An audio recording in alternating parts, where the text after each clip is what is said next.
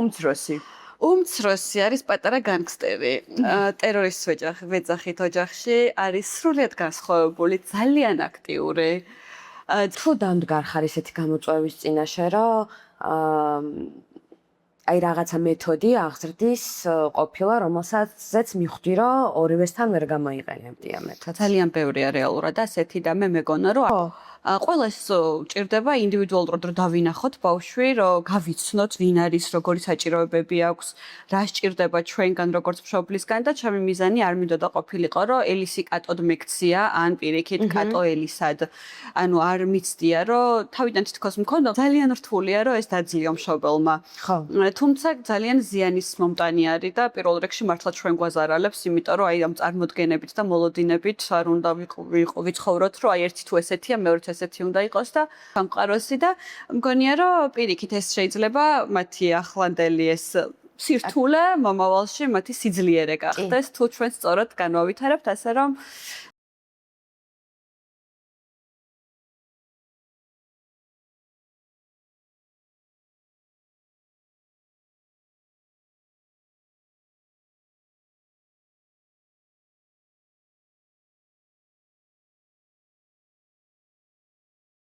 გამარჯობა, ეს დედების პოდკასტია, მე მარიამი ვარ.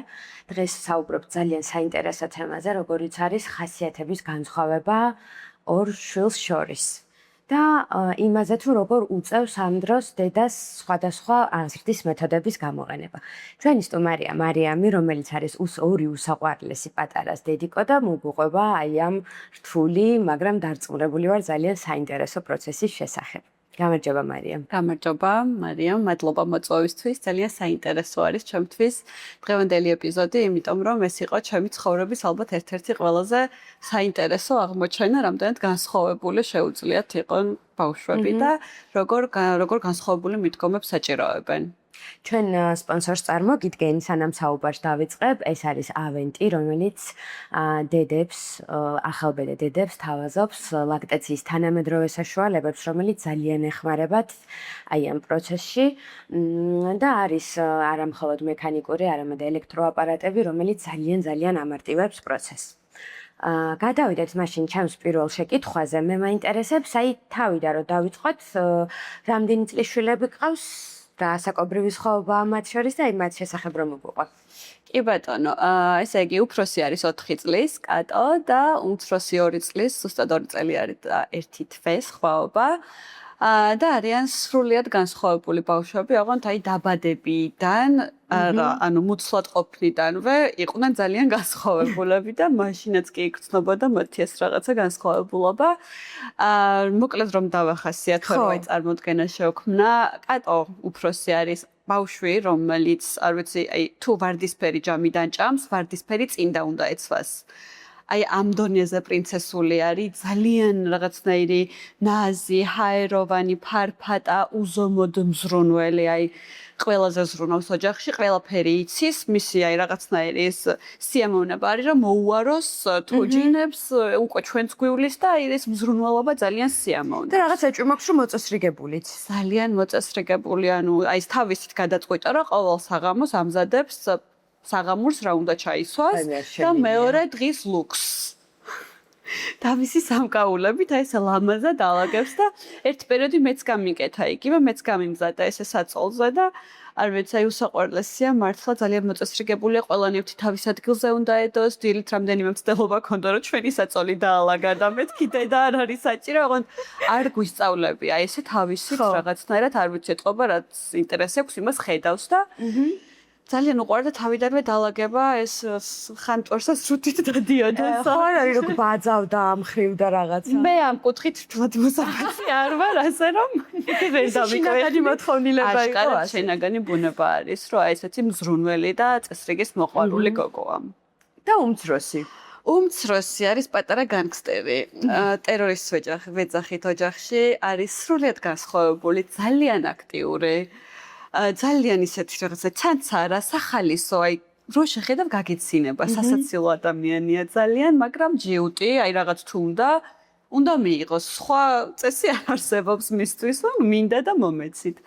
და ეხლა 2 წელს არის ჯერ პატარა არის, აქამდე რთული იყო, ახლა მისთვის ახსნა, ახლა უკვე სწავლობს რაღაცა კის და არას, სწავლობს რა შეიძლება და რა არა, რაც უდი არა კარგი და ნუ რა თქმა უნდა, ამ შემთხვევაში ჩვენთვის უფრო დიდი ძალისხმევაა საჭირო, რომ თუნდაც კატოს თუ მარტივად შეუძლია გაიგოს კი და პრობლემა არ აქვს, არ გაჯიუტდება, ეს შეიძლება კანტრომი დაიმართოს კი და აქ უკვე ჩვენი მეტი ძალისხმევით ხერხდება რომ მინახავს წამიკითხავს რაღაცა ინფორმაციები ესეთი რომ მეორე შულები საერთოდ ესეთები არიან უფრო არადამჯერი თავის ნათქვამად ჯიუტი კი ძალიან მეც ხო ამითი ვიწყნარები თავს რომ რაღაცა ესე ჩემ მაგალითად შემიძლია ვთქვა რომ მე მეორე შვილი ვარ და ეგეთი ვიყავი ნამდვილად ჩემი და არა პირიქით მე ვიყავი ოჯახში მეორე შვილი და ჩემი და პირველი ანუ რაღაცა უკუღმათად მოხდა მიუხედავად იმისა რომ მე ვარ პირველი მაგრამ ხო მაინც ყველას თავისი ინდივიდუალური ხასიათი აქვს აშკარად და როდი შეემჩნია ეს განსხვავება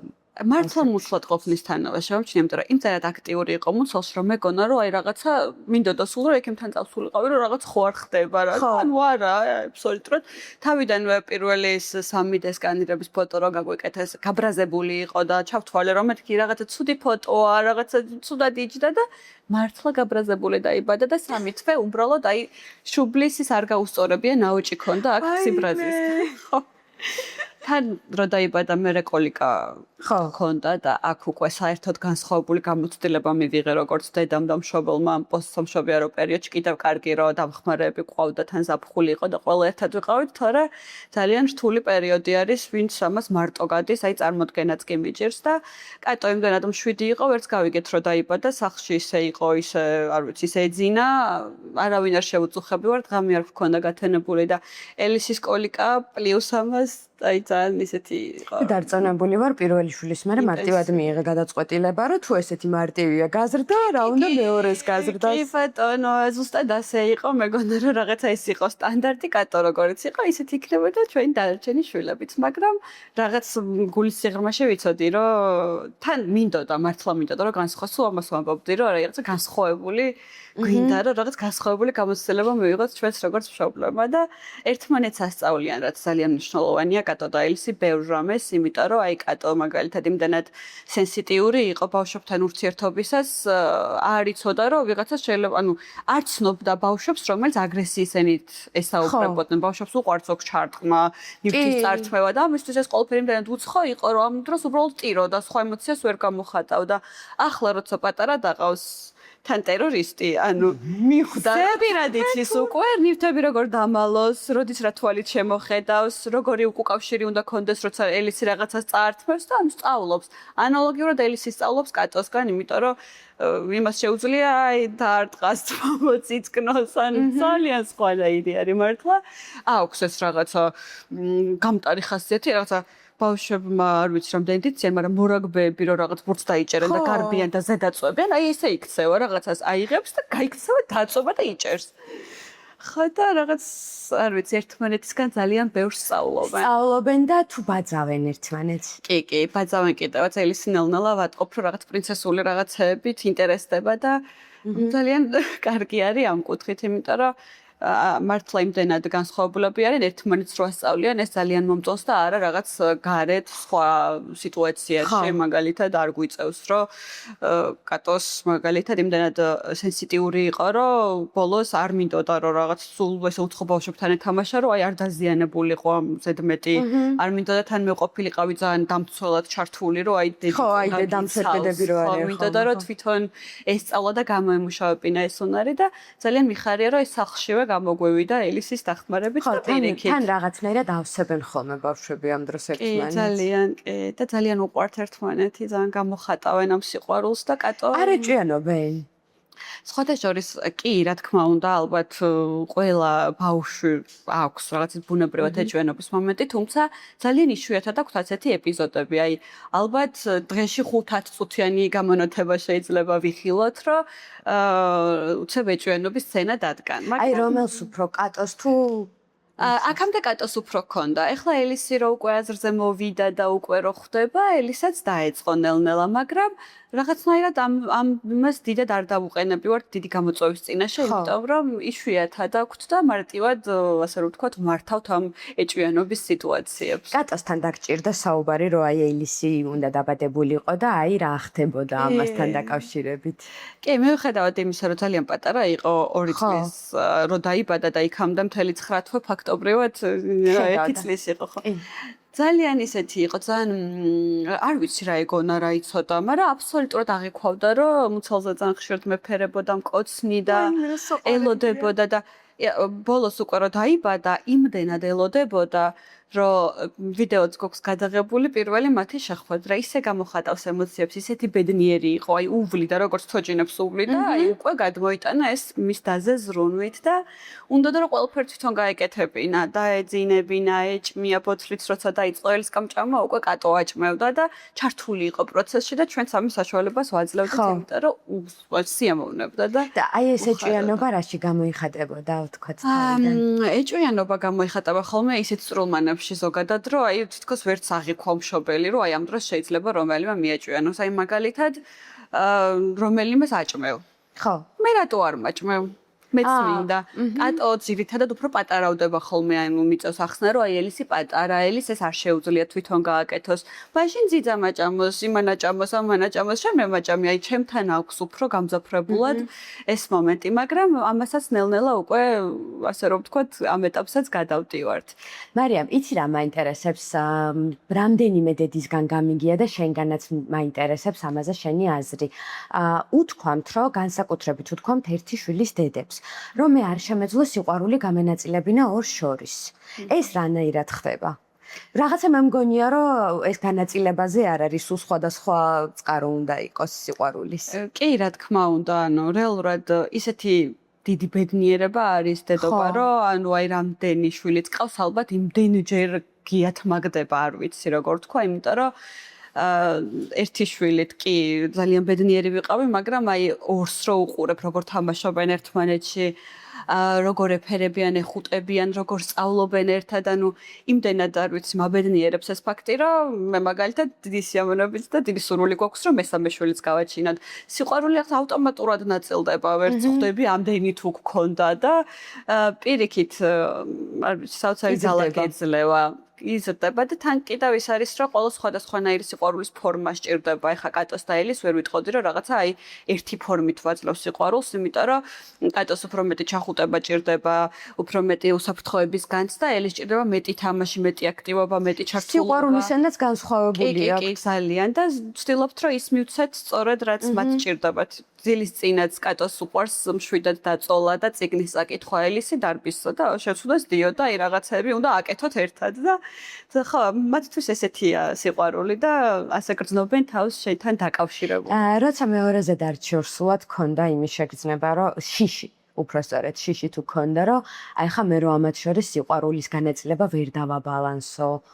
აი ამის შიში თუ ქონდა. არასდროს სხვათა შორის არასდროს არ მქონია მსგავსი ფიქრიც კი, იმიტომ რომ რაღაცა არ ვიცი, ყოველთვის ფიქრობდი, რომ ორი ან სამი შვილი უნდა მყოლოდა და შეიძლება არ თავიდანვე მზად იყავი. ხო, ალბათ მე არ მქონია. და რაც აღმოჩნდი აი ამ გამოწვევის წინაშე, რომ ელისი არის ძალიან განსხვავებული. რაღაც მუშაობა თუ დაგჭირდა შენ თავზე, იმიტომ რომ შეჩვეული ხარ ერთი შვილის აღზრდის მეთოდზე და უცებ გიწევს რაღაცნაირი გადაწყობა შენც. კი, რა თქმა უნდა, აი მარტივად რო ავხსნა მაგალითით, კატოსთან შემეძლო და შეგვეძლო ყველას, რომ სახლში ჩვეულებრივად მშვიდად ყოფილიყავით, ყავა დაგველია, სტუმართ უყავდა ერთად გვეჭორავა, ისე რომ ვიცოდი, რომ არაფერს არ გაფუჭებდა, იჯდა მშვიდად თამაშობდა და მინიმალური ყურადღება ჭირდებოდა, ესე ანუ არ იყო მავნე. ელისთან გამორიცხული ასე იყო, ყოველწამიერი ჩართულობა ჭირდება, თორე როგორც კი qurადღებას მოადუნებ, ანუ ელისი იმ ბავშვების კატეგორიას მიეკუთვნება, ჩუმად რო არიან, რო ცუდია, ჩუმად არ უნდა იყოს. ძალიან შეიცვალა, იმიტომ რომ მეც ძალიან ისეთი ადამიანი ვარ, აი მოდუნებული, ჩილ ცოტა და აი რაღაც მშვიდი და უცებ რომ რაღაც იმპულსური გავხდი მეც რომ აი ჰოპ ჰოპ ეს ჰაერში რა ვიჭერ ყველაფერს თან დამხმარე მყავს არ ვიცი გუნდი მყავს ისეთი ოჯახი მყავს ისეთი რომ ძალიან მეხმარებიან თორე მარტო ალბათ რაც ახლა ამ გადმოსახედიდან ანუ ელის იმდენი ყურადღება და იმდენი ჩართულობა ჭირდება რომ მარტო რა ყოფილიყავი ამას ვერ გავაკეთებ. არ ვარ ზოგადად მკაცრი მშობელი. ხო. არ დამჭირვებია ეს რაღაცა მკაცრი პოზიცია, თუმცა არ მიყვარს, როდესაც რაღაცა თუ თქვით კი, ეს არის კი, თუ არის არა, რაც არ უნდა ელისბო ტანტრომი დაიმართოს, აი ამის დაცვას ვცდილობ, ვერ ვიტყვი რომ ყოველთვის გამომდის თქო, მაგრამ აი ძალიან ვცდილობ. ხო, იმიტომ რომ ეს არის დისციპლინა, რომელიც ხო საჭიროა თავიდანვე. თუ დამდგარხარ ესეთი გამოწვევის წინაშე, რომ აი რაღაცა მეთოდი აღზრდის ყოფილა, რომელსაც მიხვდი, რომ ორივესთან ვერ გამოიყენებდი ამ მეთოდს. ძალიან ბევრია რეალურად ასეთი და მე მეგონა რომ არსებობდა რაღაც ძალიან მიყვარს ზოგადად დედობა, რაღაც ამ სფეროს გაცნობა, ძალიან ბევრ პოდკასტს უყურებ, აზრს ვისმენ, მიყვარს ამ თემის გარშემო მოკლედ ინფორმაციის მოძიება და ანუ არ არსებობს როგორც ხვდები რაღაც ერთი მიდგომა, რომელიც არის უნივერსალური და ყველას ერგება. ხო. ყველას ჭირდება ინდივიდუალურად რომ დავინახოთ ბავშვი, რომ გავიცნოთ ვინ არის, როგორი საჭიროებები აქვს, რა სჭირდება ჩვენგან როგორც მშობლისგან და ჩემი მიზანი არ მინდოდა ყოფილიყო, რომ ელისი კატოდ მეკცია ან პირიქით კატო ელისად. ანუ არ მიცდია, რომ თავიდან თითქოს მქონდა მცდელობა, იმიტომ რომ კატოს გადმოსახედიდან ვუყურებდი და მეგონა რომ ელისი ესეთი უნდა ყოფილიყო, მაგრამ რაც დრო გავიდა მივხვდი, რომ ეს არასწორი არის, ამით მე ვზიანდები და მე ვზარალდები, იმიტომ რომ მოლოდინს ვიქმნი, რომელიც რეალურად რეალობას არ შესაბამება. ხო. ამის შემდეგ დავინახე, რომ ეს რაღაცა ჩემი სირთულე შეიძლება ელისის პირიქით ძალიან ძლიერი და მომავალში პირიქით რაღაც ისეთი ხასიათი გახდეს. ამიტომ ელისთან ვცდილობ, რომ მისი სიჯიუტე მიზანდასახულობაში გადავიტანოთ, ეს უშიშროება რაღაც არაფრის შიში არ აქვს. თითქოს მწერები შეუძლია რომ არ ხელში აიყვანოს და აქვს ესე ეს მინდა რომ უფრო რაღაცა გამბედაობაში და ასე ვცდილობ რომ რაღაცა რომ ეს თვისებები რაც დავუშალო, არამედ პირიქით მივცე საშუალება რომ სწორად განავითაროს. კატოსთან უკვე სხვანაირად ვცდილობ რომ განვავითარო მისი ეს დადებითი რაღაცები, არ ვუშლით თუნდაც სახლის დალაგებას, მაგრამ ზომიერების ფარგლებში და არც ზრუნვას. აი ერთადერთი რაც იყო ეს რაღაც საწოლების დალაგებაზე რომ გადავიდა, მეთქი დედა არ არის საჭირო, ამას ჩვენ მივხედავთ. თორე აი უნდა რომ ყველაფერი თვითონ გააკეთოს და აბსოლუტურად განსხვავებული აღსრის მეთოდი. იცი რა, რაღაცა ძალიან საინტერესო თემას შევეხეთ და მინდა აღვნიშნო, რომ ძალიან მაგარია, რომ შენ აი დასაწყისშივე მიხვდი ამას. რაზე მინდა, რის თქმა მინდა, იცი? ძალიან ხშირად როცა მშობლებს ორი შვილი ყავთ ხოლმე, ან მეტი ადარებენ ერთმანეთს და ის რასაც პირველი შვილისგან იღებენ, მოლოდინი აქვთ, რომ მეორე შვილმაც იგივე უნდა მისცეს. და აი ამ მეორე შვილსაც თხოვენ ხოლმე, რომ მაგალითად თუ ის პირველი არის ხუთოსანი, ძალიან მოწესრიგებული ესეთი, ეს მეორეც აუცილებლად ესეთი უნდა იყოს. შენ თქვი, რომ თავიდან ქონდა ეს მომენტი, მაგრამ ძალიან მალე ჩაავლე. ხო, იმიტომ რომ რეალურად ყველა ვიცით, რომ შედარება კაცძალიან არ მოგვიტანს, ხო, ძალიან რთულია მიუხედავად თან მეც ვიყავი და ოჯახში, მეც ყავდა პატარა და ძმაც მყავს და ჩვენს თავზე გამოვიარეთ, რამდენად არასასიამოვნო არის, როდესაც ერთმანეთს გადარებენ და არა მარტო დედმამიშვილებში, მეგობრებში, ანუ არ არის ზოგადად შედარება არასდროს კარგი, თუმცა ადამიანი ხანდახან ემოცია წაგძლევს და აი კატომ ნახე რა კარგად შეჭამა, შერატო არ ჭამა, რაღაცა მქონია ესეთი მომენტები, რა თქმა უნდა, მაგრამ მინდა ხოლმე რომ ეს რაღაც мотиваცია იქნებ მივცე რომ აი რაღაცა ერთი რო კარგად აკეთებს, ინახე რა კარგად გააკეთება, შენც მოდი ეს ძალიან რთულია რომ ეს დაძლიო მშობელმა. ხო. თუმცა ძალიან ზიანის მომტანი არის და პირველ რიგში მართლა ჩვენ გვაზარალებს, იმიტომ რომ აი ამ წარმოდგენებით და მოლოდინებით არ უნდა ვიცხოვროთ, რომ აი ერთი თუ ესეთია, მეორეც ესეთი უნდა იყოს და არ უნდა გავზარდოთ ერთნაირი შვილები. ანუ პირიქით ის უნდა მივცეთ მათ ინდივიდუალურობას, რაც ჭირდება. ხო, იმიტომ რომ ბავშვისთვისაც ეს უნიშნელოვანესია, იმიტომ რომ შეიძლება აი ვისაც ადარებენ, იმას ჩამოუყალიბდეს მე არასრულფასოვნების კომპლექსი, რომელიც მე მთელი ცხოვრება სატარებელი იქნება. კი, და რამდენად დეტალებში არის, აი ხა რომ ვზრდით ბავშვებს და რომ ვუკვირდები, აი თითოეულ სიტყვას რა მხელა მნიშვნელობა აქვს, თითოეულ შენს ქმედებას რა მხელა მნიშვნელობა აქვს და ყველაზე მნიშვნელოვანი რასაც ვსწავლობთ ახლა ჩვენც არის ის, რომ ერთი არის რას ეუბნები შენ შვილებს და რასაც სწავლი, მეორე რას აკეთებ შენ. კი. აი კატოს რო ვუთხარით რომ დღე ჭამ არ შეიძლება და მე რო დაგვინახა რომ ჩვენ ღამე ვჭამდით ეს თქვენ რატო ჭამთ ღამე არ შეიძლება. ჩვენი საქციელები და ისრუტავენ ყველაფერს და უფრო მეტად საქციელს უყურებენ ვიდრე სიტყვებს მე დაკვირვებული ვარ, იმიტომ რომ აი პირდაპირ მოდელად იღებენ ჩვენ საქციელს. კი, ჩვენ ვართ მათი მაგალითები და აი მათთან როგორ გავატარებთ დროს და რას დავანახებთ, თუნდაც ჩვენ როგორები ვიქნებით მათთან, ეს არის ძალიან მნიშვნელოვანი. ნამდვილად ძალიან საპასუხისმგებლო ამბავი არის, იმიტომ რომ მე მაგალითად აი ბავშვობაში ძალიან ხშირად მიფიქრია, რომ აი რა მაგალითად როგორც ჩემი მშობლები იქცევიან, მე არასოდეს მოვექცევი ესეთ ჩემ შულს, მაგრამ როცა დადგები მე ამ მომენტის წინაშე, შეიძლება შენ თვითონაც გაგივარდეს ისე, რომ არ ელოდებოდი. კი და ალბათ იცით რა არის ჩვენც ადამიანები ვართ და ემოციები გვაქვს მით უმეტეს დედებს, მით უმეტეს პოსტსამშობიარო პერიოდში ძალიან ხშირად წამიკითხავს პოსტები აი ბავშვს პატარა ჩულ ბავშვს რომ დაუყვირებენ და მე როგორ განიცდია მშობლები აი ჩვენთვის ეს არის რაღაც არ ვიცი ძალიან დიდი ემოციური ტვირთი რომელსაც აი ჩვენს თავს ვებრძვით ფაქტობრივად მაგრამ ალბათ ჩვენს თავზე მუშაობითაც და იმითი რომ რაღაც არ გქონდეს ეს რაღაცა წარმოსახვები, წარმოდგენები და ხარჩოები, რომ ესეთი უნდა იყოს, ესე უნდა მოიქცეს, ესე უნდა გააკეთოს, აი ეს გვანგრევს რეალურად და ძალიან გვაზარალებს და თუ მივცემთ თავისუფლებას, მგონია რომ ესეთი ეპიზოდები ბევრად უფრო ნაკლები გვექნება. და ჩვენს ნაკლები სტრესი გვექნება ალბათ ამ დროს. ჩვენ ვილაპარაკეთ აი ამ ეჭვიანობის მომენტზე, როგორ ახერხებ იმას, რომ მაინც ორივე მიგრძნოს, რომ თანაბრად გიყვარს. საკმაოდ დიდი გამოწვევა არის ეს მიუხედავად იმისა, რომ ძალიან ვცდილობდა ძალიან მინდა და ხედავ ასე რომ თქვათ ორივეს როგორც ცალკეულ ინდივიდს და მათ საჭიროებებს ძალიან დიდი გამოწვევა, იმიტომ რომ ისედაც მეც დაკავებული ვარ, მთელი დღე სამსახურში ვარ და სახში რომ მივდივარ, აი რაღაცა ის რამდენიმე საათი ყოველთვის მინდა რომ თანაბრად გადავანაწილოთ და ისეთი რაღაცები ვაკეთოთ, რაც ორივესთვის იქნება სასიამოვნო და კარგი. თუმცა ამის გარეშე რეალურად აი ორივესთან ვცდილობ რომ ჩვენი მომენტები გვქონდეს ცალკეულად, არა როგორც ჩვენ სამს, არამედ ხო, მე და ელის ცალკე, მე და კატოს ცალკე და რაღაცნაირად აი ჩვენი დრო გვქონდეს ჩვენ ორის ცალკე დრო გქონდეს და ეს ძალიან კარგად მუშაობს.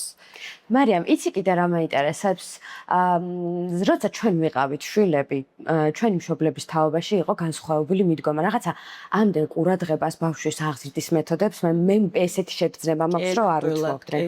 შენ ემზადებოდი სანამდე და გახდებოდი ამისთვის თუ რაღაც მერე პრაქტიკა მოიტანა ეს დამოკიდებულებები? მე ძალიან ვემზადებოდი, ძალიან დიდი ხნით ადრე დავიწყე ამ დედობის შესწავლათან. ჩემი მეგობრების გამოცდილებითაც ძალიან ბევრი ვისწავლა. იმიტომ რომ ვუყურებდი მათ განვლილ გზას, ისინიც ბევრ რჩევებს გვიზიარებდნენ ხოლმე ეს სამეგობროში და მეც ძალიან ბევრი რაღაც დავინახე და ვისწავლა. ვისწავლე თუნდაც პოსტსამშობიარო დეპრესია რომ არსებობდა ის არ ვიცოდი, მაგრამ ჩემი მეგობრის გამოცდილებით ამისთვის ფიზიკას მზად ვიყავი, ბევრი რაღაც შევისწავლე, ავიკითხე, ვნახე, მოვიკითხე, ანუ კოლიკაზეც წინასწარ მქონდა ინფორმაცია, რაღაცნაირად მომზადებული ვიყავი თითქოს, განსაკუთრებით ელის და მუცელში რო აქტიური იყო, თან მე ისე ადვილად დაიბადა, რომ მეთქი აი რაღაცა, მეთქი სადღაც უნდა ვიყო მზად რაღაცისთვის და აი ხო, დაიმართა კოლიკა და ამისთვისაც ბევრი ინფორმაცია მქონდა უკვე მოძიებული, რაღაცა უცებ ვაიეს რა ხდება, არ მქონდა. პანიკაში არ ჩავარდნი. პანიკის იმდენად რაღაც თითქოს ყველაფერი მოსალოდნელი სცენარი წინასწარ მქონდა განსაზღვრული, რომ ინფორმირებული ვიყავი და როცა ინფორმირებული ხარ, ალბათ ნახევარი საქმე უკვე გაკეთებული გაქვს. კი, მართლა ძალიან ბევრ ამაში გეხმარება. შენ როგორც დედა, პირველ შულზე რაღაცნაირი პანიკა გვემართება ხოლმე, რომ ყველა ბავშვის, ყველა მოძრაობას, ყველა აი რაღაც არ ვიცი, ნაბიჯს რაღაცნაირად გაფაციცებულები ხვდებით. მეორეს რაღაცნაირად ვწყნარდებით. შენ თუ გქონდა ეს მომენტი?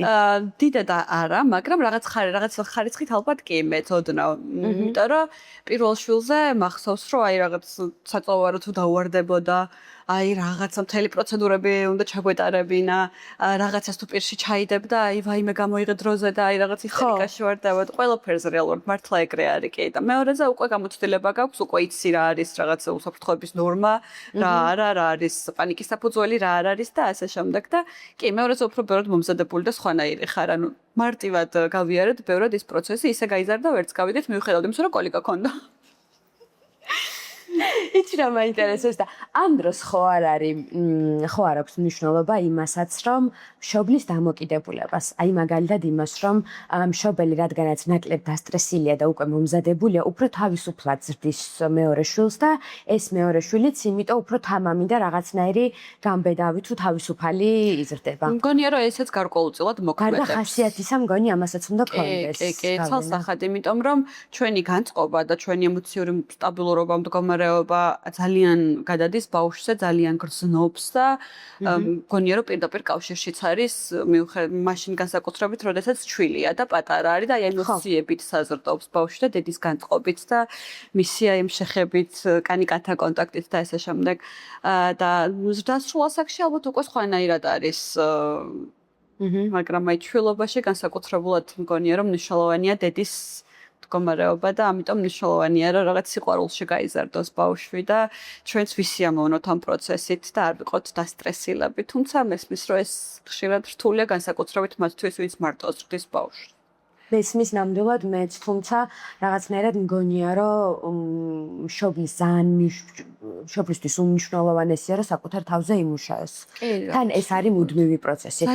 ეს ბავშვი რაც იზრდება, მით უფრო მეტი შრომა გიწევს შენს მენტალური თვალსაზრისით. ნამდვილად ასე არის და ის რომ აი გაიზრდება და დაისვენებ, მე მგონი ეს პირიქით არის, აშკარად პირიქით. უბრალოდ საჭიროებები იცვლება. თორე დასვენებით თან ანუ მართლა არ უნდა ვუყუროთ ესე მე ასე მგონია და მე ასე ვუყურებ ყოველ შემთხვევაში რომ აი რაღაც დავისვენო.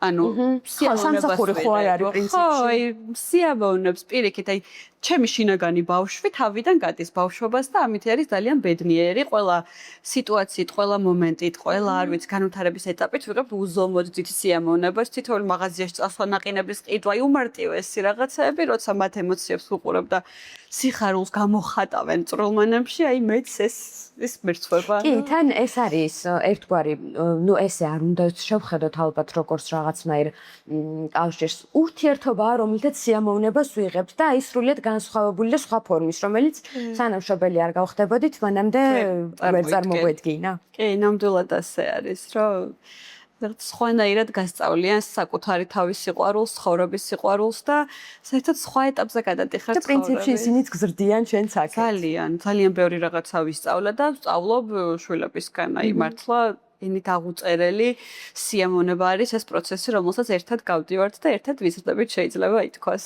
კი ბატონო. მარიამ, ძალიან დიდი მადლობა სამწუხაროდ რაღაცნაირად ფორმატში რომ ჩავჯდეთ, უნდა დავასრულოთ ჩვენი ეპიზოდი. თემა ნამდვილად ამოუწურავია და არ ვიცი 30 წუთში ყველაფერზე ვერ ვისაუბრებდით. მაგრამ ხო, აი მგონია რომ ძალიან მნიშვნელოვან თემას შევეხეთ, როგორიც არის ორი განსხვავებული ინდივიდის აღზრდა. კი, და ჩვენთვის ეს უნდა იყოს ორმაგად სასიამოვნო და საინტერესო. გეთანხმები ნამდვილად. ბოლოს რას ურჩევდი დედებს, რომლებსაც აი ორი ან მეტი შვილი ყავთ? ვურჩევდი იმას, რომ აი ხშირად იციან ხოლმე თქმა, რომ აი თუ ბავშვი აქტიურია და დიდ ძალისხმევას მოითხოვს, ეს რთული ბავშვია და მე მიყვარს ხოლმე როცა რთულ სიტყვას ჩავანაცვლებ რაღაც სხვა სიტყვით. ანუ ასეთ ბავშვებს როგორც წესი უფრო დიდი ინტერესი აქვთ ცხოვრების, უფრო მეტი ენერგია აქვთ, მეტი ინტერესი აქვთ სამყაროსი და მგონია რომ პირიქით ეს შეიძლება მათი ახლანდელი ეს სირთულე მომავალში მათი სიძლიერე გახდეს თუ ჩვენ სწორად განვავითარებთ ასე რომ მგონია რომ ასეთ თვალით უნდა შევხედოთ და ჩვენთვისაც და მათთვისაც სპეროდ უფრო მარტივი იქნება ეს პროცესი. კი ბატონო, ძალიან დიდი მადლობა. შეგახსენებთ დედების პოდკასტის დღევანდელი ეპიზოდის სპონსორი იყო ავენტი, რომელიც ძალიან კარგ და თანამედროვე გამართულ მოწყობილობებს თავაზობს დედებს ლაქტაციის პროცესის გამარტივებისთვის. ჩვენ კი გეშდობებით შემდეგ ეპიზოდამდე. ძალიან დიდი მადლობა რომ იყავით ჩვენთან.